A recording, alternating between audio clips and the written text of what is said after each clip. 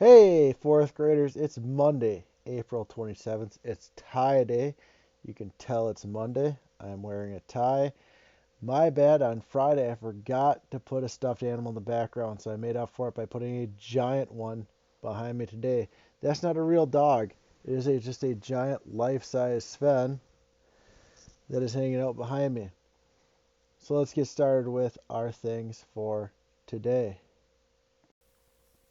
Today's Monday, which doesn't mean just that I'm wearing a tie. It also means that we've changed up our IXL stuff. So take a look at what Ms. Sommerfeld and myself have posted, whether it's reading or math, and you will see some changes in the IXL learning opportunities. So take a look at those in reading and math, as well as the ones I'll talk about here in math. And you can take a look at those. If you have any questions on those, though, please send me a message. I'll be happy to help you with those. Head on up to the high school for your free lunch and breakfast between 11 and 1. Get up there. Monday's a hot lunch day. Might as well take advantage. Call me if you have any questions. My information is right here. I would like to hear from you guys. If you have any questions, I'll be happy to hear from you, and I'll be happy to let you know if there's anything else. People have gotten their logins and different things. I'd be happy to help you with those. Stay safe and stay home. Those are very important things. Take a look at the academic side of things, math. Make sure you keep doing that prodigy. Some of you guys are doing a phenomenal job, 15 minutes, 20 minutes a day. Keep doing that. IXL as well. I'll post those in the next slide, and you can look at what you need to do for IXL. Kahoot, I'll post new Kahoot. Should be a fun one. Take a look at that one. Reading. Should be reading 20, 30 minutes a day. Keep doing that if that's what you are doing. If not, make sure you're finding a book to read. Make sure you continue doing that. IXL as well. Look at Miss Sommerfeld's suggestions. Socialize. I did put up a Kahoot about symbols and as well as the Wisconsin flag. So we talked about the Wisconsin flag. Hopefully you guys remember the different components that are on it. And this has to do with some of the Wisconsin symbols and the flag. Take a look at the specialists classroom that we have on Class Dojo, and you'll see things from Phi Ed from Mr. Buckley, music from Miss Lesnar, music from Mr. Warner, art from Miss Lesnar, and guidance from Mr. Newkirchen. So take a look at that. Those are all on Class Dojo. Here are those math things I was talking about. Addition. You're just going to be adding up numbers. Should be pretty straightforward. It is a word problem, so as long as that you are paying attention to the problems, you should be able to do the word problem. So just make sure you're thinking about which numbers are important to add. With the division facts up to 10, division is very simple as long as you understand that it's like multiplication, right? So in a multiplication problem, everything equals a big number, so you get a small number and a small number make a big number. You're just going to be looking for one of the small numbers in this case. Logical reasoning, you're going to be doing some place value stuff, so just kind of listen to that. Make sure that you understand your place value. Again, if we have a decimal point here, and a number, these numbers are your tenths and hundredths.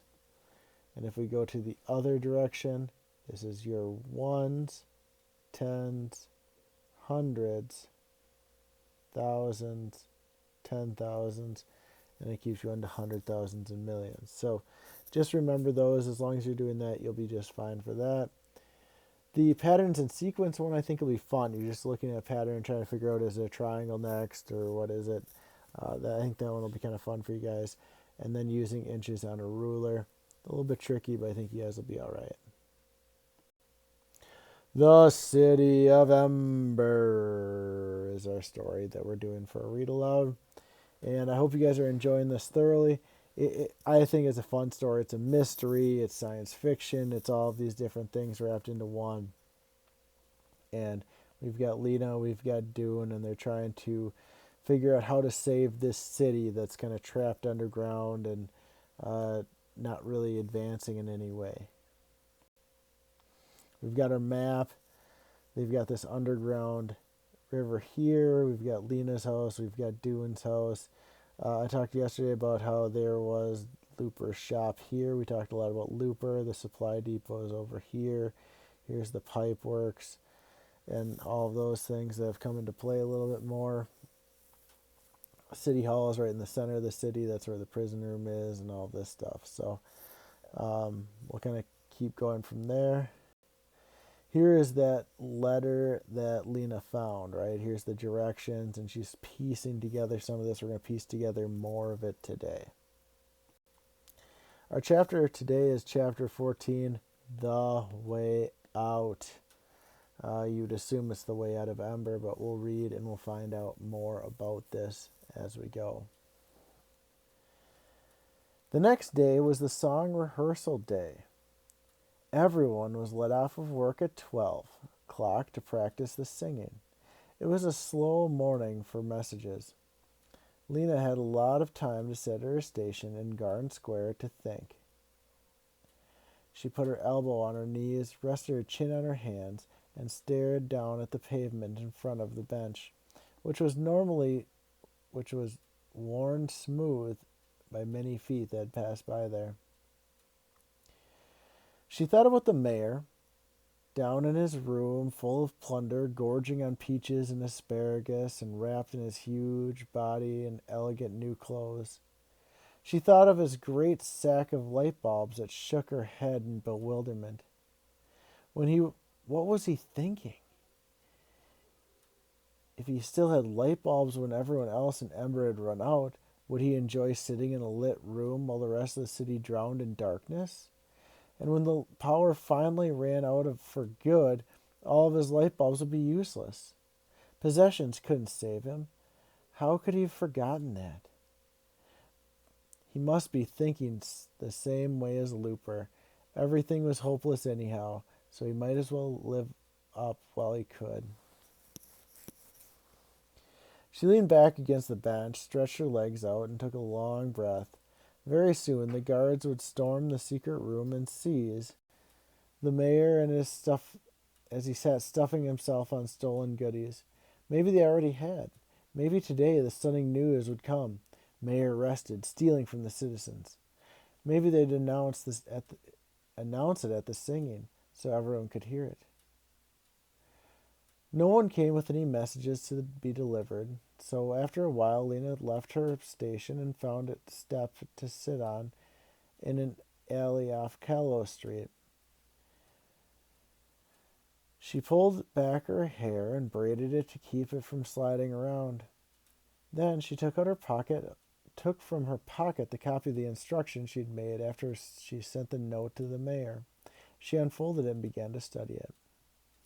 This is what she was doing when, a little before 12 o'clock, she looked up to see Dune running toward her. He must have come straight from the pipeworks. He still had a big damp patch of water on one leg of his pants. He spoke in an excited rush. "I've been looking around all over for you." "I've been looking all over for you," he said. "I found it." "Found what?" "The E. At least it looks like an E. It must be an E, though it wouldn't know if you weren't looking for it." "You mean the rock marked with an E in the pipeworks?" Yes, I found it." He stood breathing hard, his eyes blazing.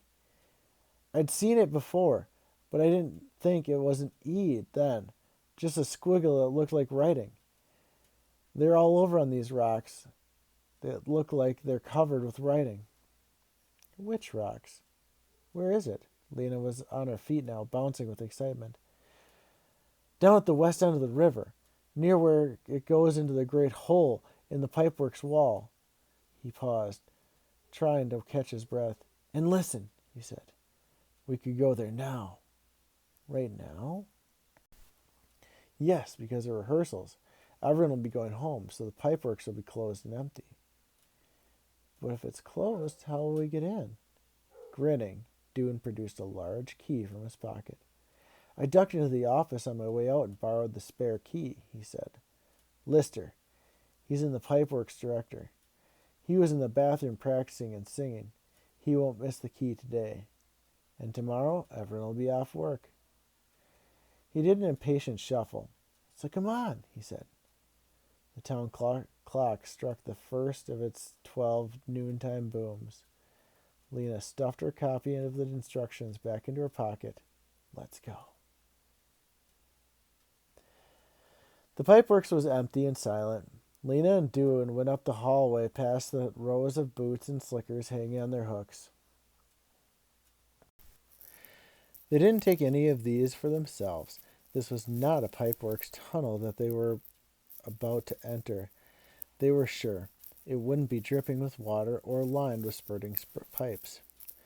They went down the long stairway and out into the main tunnel, where the river thundered alongside its path, its dark surface strewn with flecks of light. Doon led the way along the river's edge. As they neared the west end, Lina saw the rocky outcroppings as Doon described to her.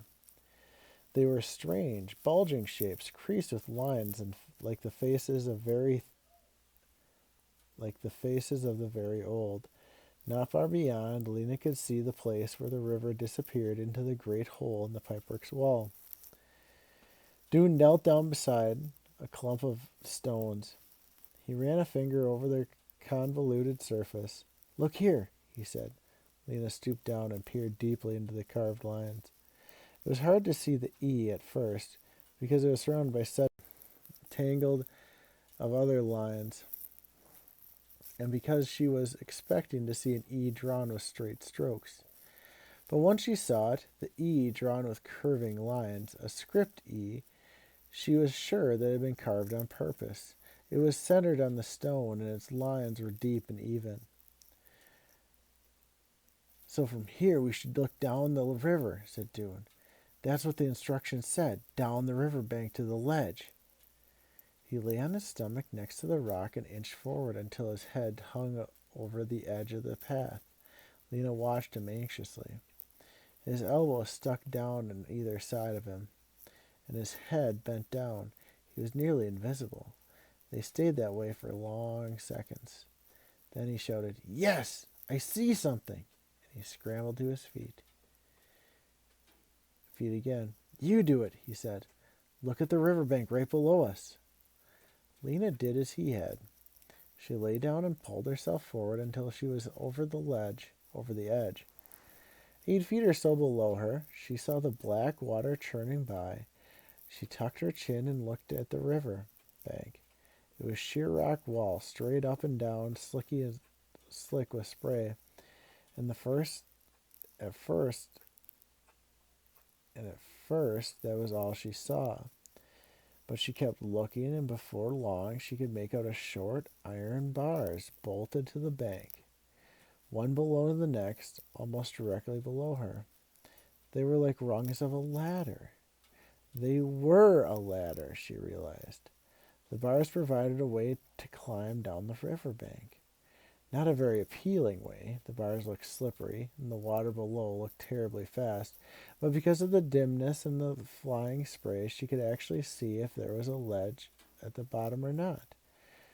But the E was clearly an E, and the bars were clearly a ladder, and this must be the right place. "Who'll go first?" said Doon.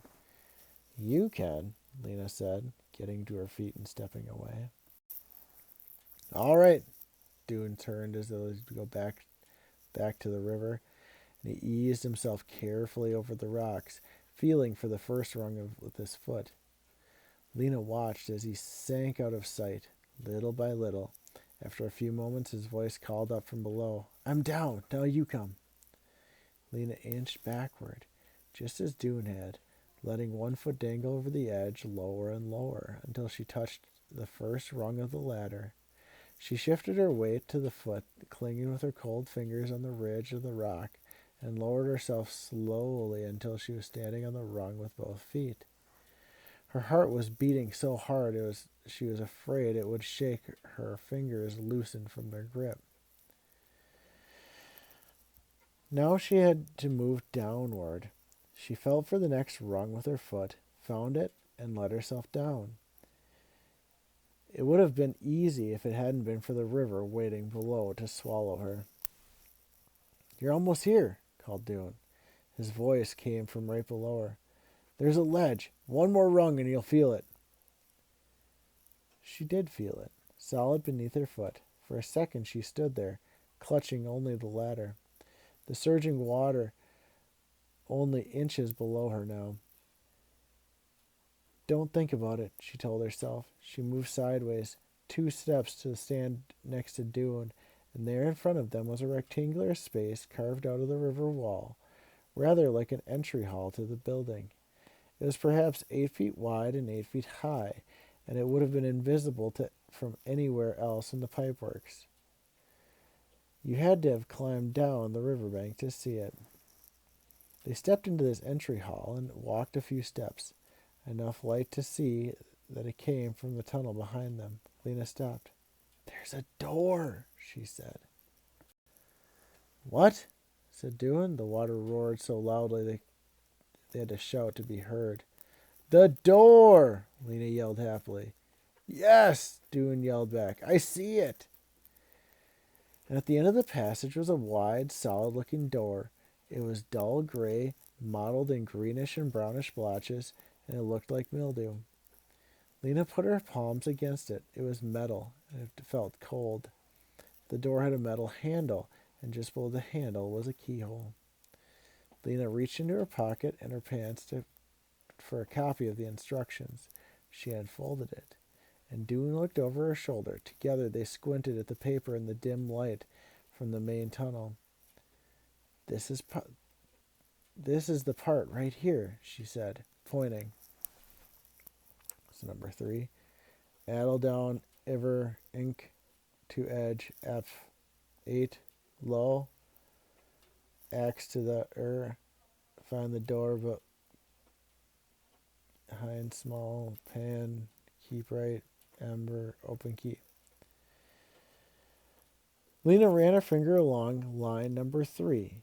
This must say something something down riverbank to ledge approximately 8 feet below. That's what we've just done.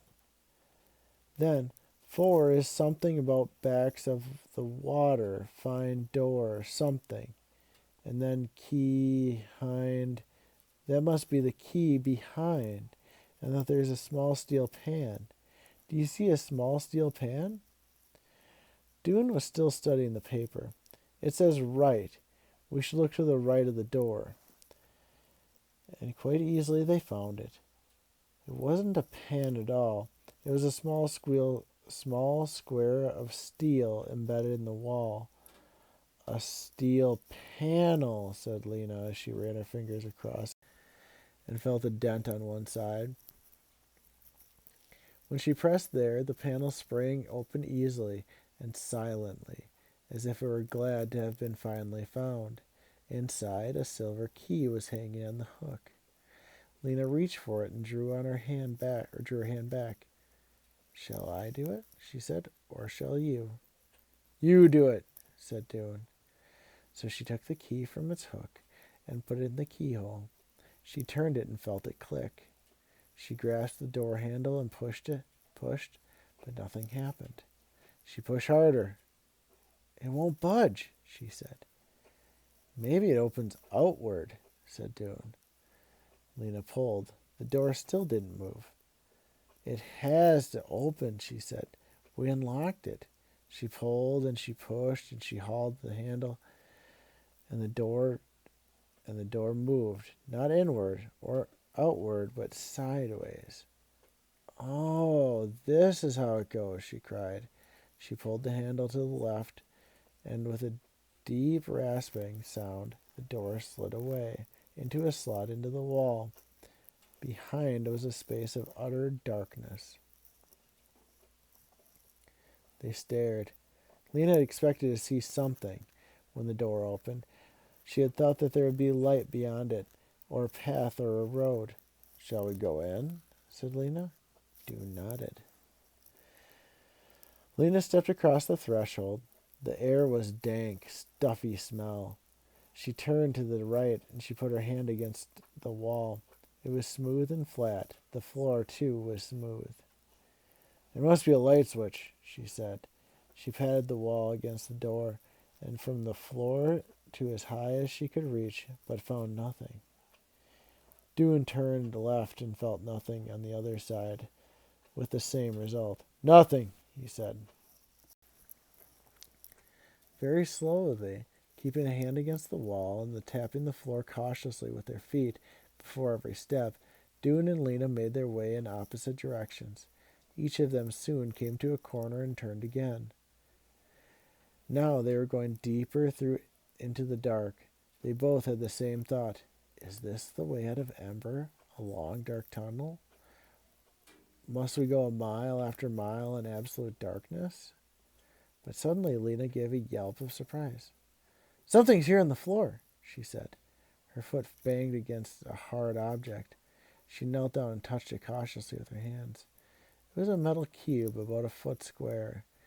It's a box. I think 2 boxes, she added as she explored farther. Dune took a step towards her in the darkness, and his knees banged into a hard edge. There's something else here, too, he said. Not a box. He ran his hands along it. It's big and has curved edge. The boxes are small enough to lift, said Lina. Let's take them out to where it's lighter, and we can see what they are. Come and help. Dune made his way to Lina, and they picked up one of the boxes. They walked back through the door to set the boxes down a few feet from the river's edge. They were made of dark green metal that had gray metal handles on top and a kind of latch on the side. The latches opened easily. Lina and Dune raised the hinged lids and looked inside. What they saw puzzled and disappointed them. Lina's box was full of smooth white rods, each about 10 inches long, and on the other one, a little bit of string poked out.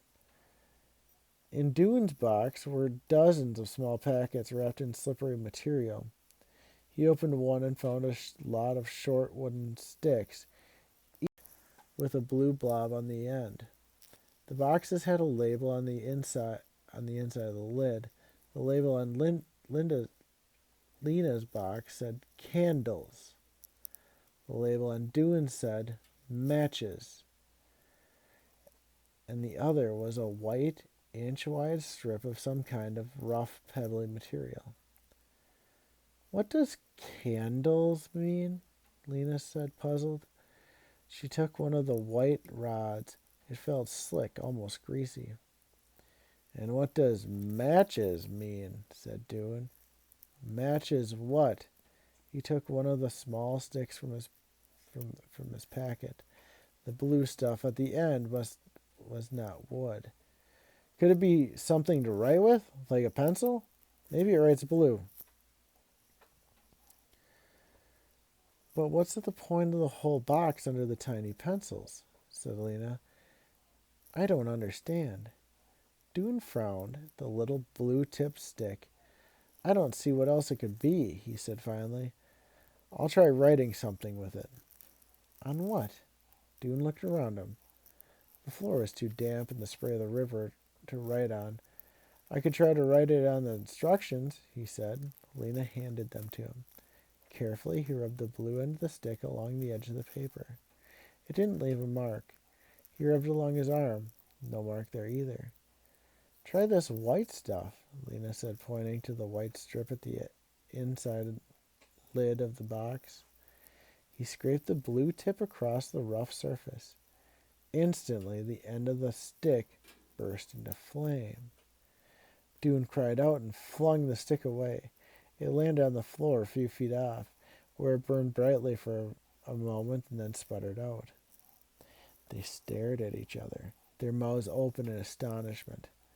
There was a strange, sharp smell in the air that smarted in their noses. It makes fire, said Dune, and light. Let me try one, said Lina. She took a stick from the box and ran it across the rough strip.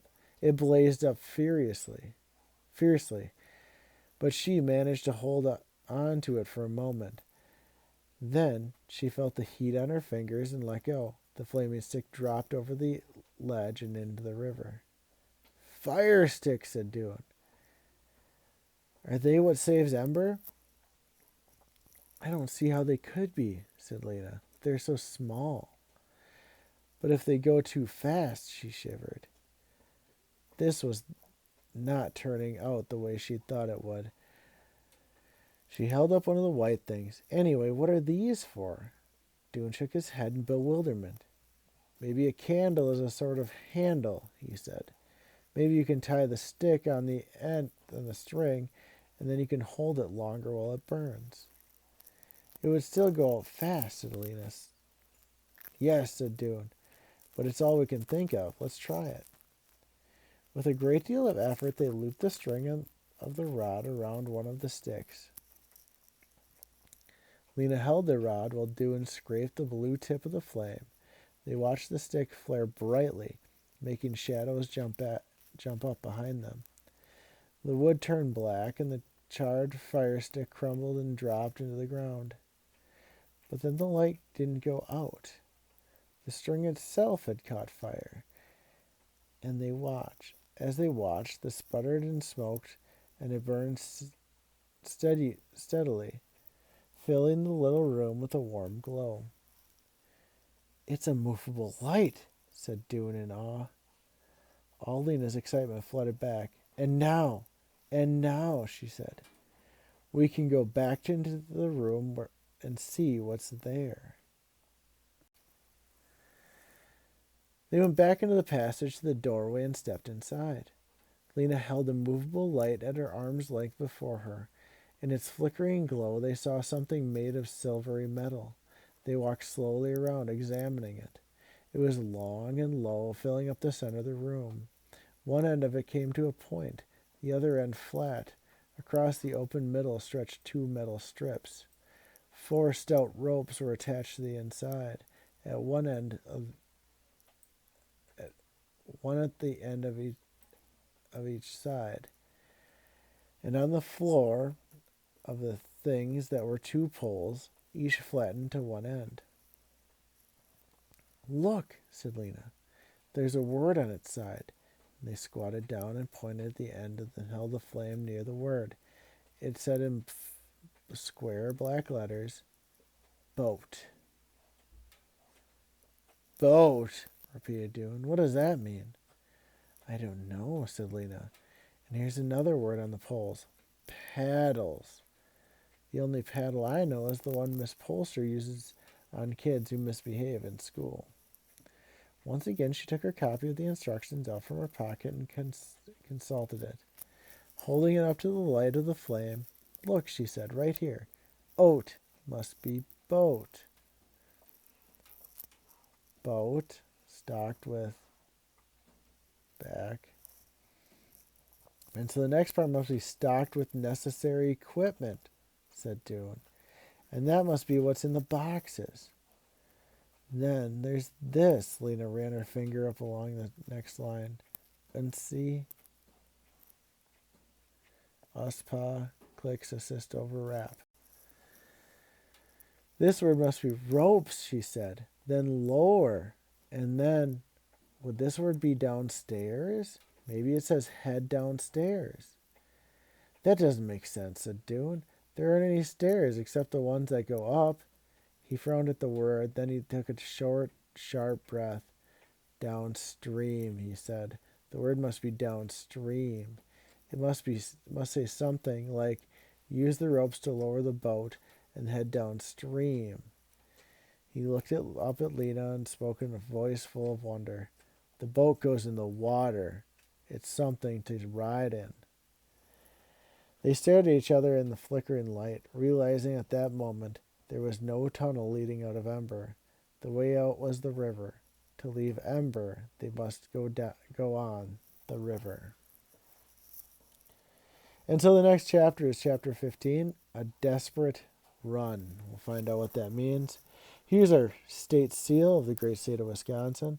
We talked about who this guy is, and the different symbols on there. So hopefully do well with that with your Kahoot that is on there for this week. I hope you guys are enjoying the city of Ember. It's got these wild turns. Now they found a boat. They've got these candles. I hope you guys are enjoying it. I hope you guys are going to have a great week. Hope you had a great weekend. The weather was phenomenal. We're going to have a few rainy days here, but I hope you guys still get out and enjoy the weather and try to play. Have a good time. If you have any questions with the academic side or anything else, please let me know. I'll be happy to help you. I hope you guys have a great week. I'm looking forward to seeing you Thursday for our hangout, and I look forward to that. Have a good week. Talk to you later.